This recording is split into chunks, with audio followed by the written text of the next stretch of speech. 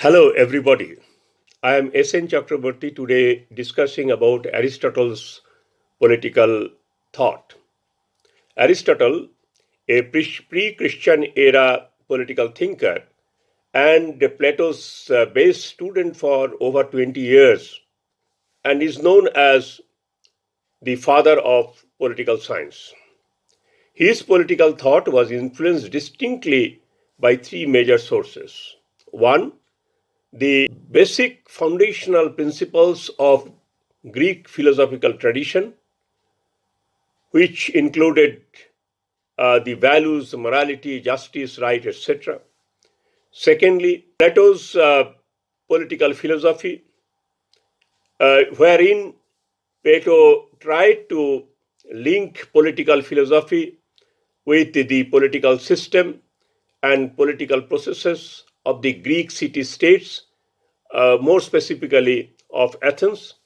And thirdly, Aristotle's own research methods and research finding based on scientific research methods. He adopted the method of collected data from field survey, then personal interview, and personal observation.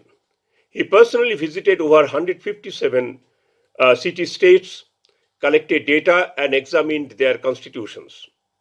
Inductive method research method was far advanced than his time in the sense of the tabulation method, analysis, and conclusion or findings based on systematic analysis of facts and figures.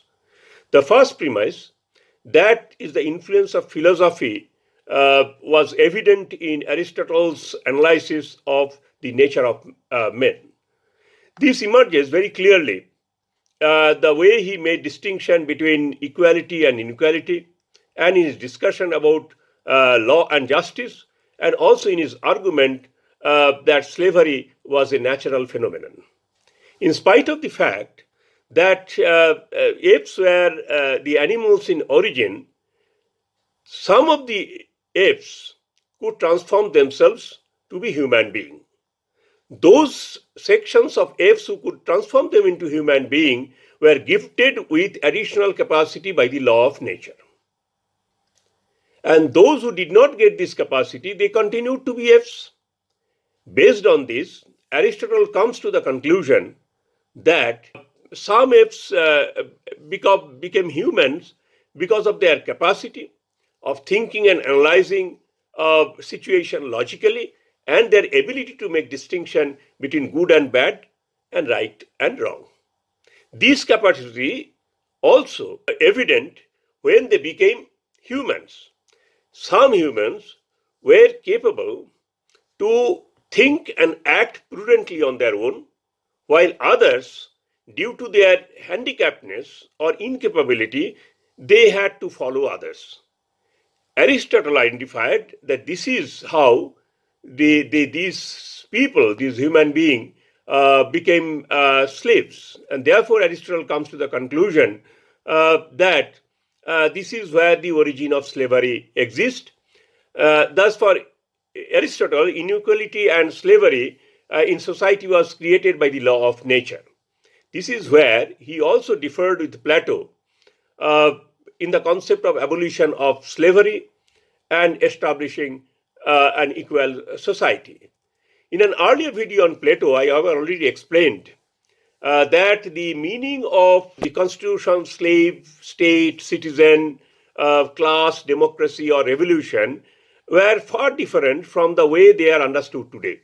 For example, the slaves were known as wage laborers, and those who were propertied people were known as citizens.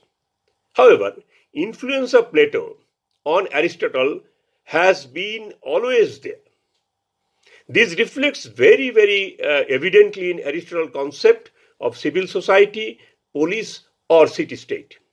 For example, Aristotle argued that in the process of transformation, humans developed various normative systems, institutional arrangements, and operative mechanisms. They emerge out of needs rather than any preemptive intention to create a city-state or a station or any political system. City-states, therefore, was a result of this process rather than a preemptive intention. In this view, in the course of human civilization, social system appeared first and then the political system came about. Now, hence, by the time human became conscious and realized the importance of civil society and police in their life, they already existed there. His concept of citizenship is also to be understood keeping these analyses in mind. Let us now see that how the scientific methods reflected in Aristotle's own thoughts. Aristotle's main contribution to political thought was his unique way of locating constitution at the central verge of political discourse. He classified the nature and the character of the Greek city-state into 6 broad categories. He justified the categorization with ample evidence and data.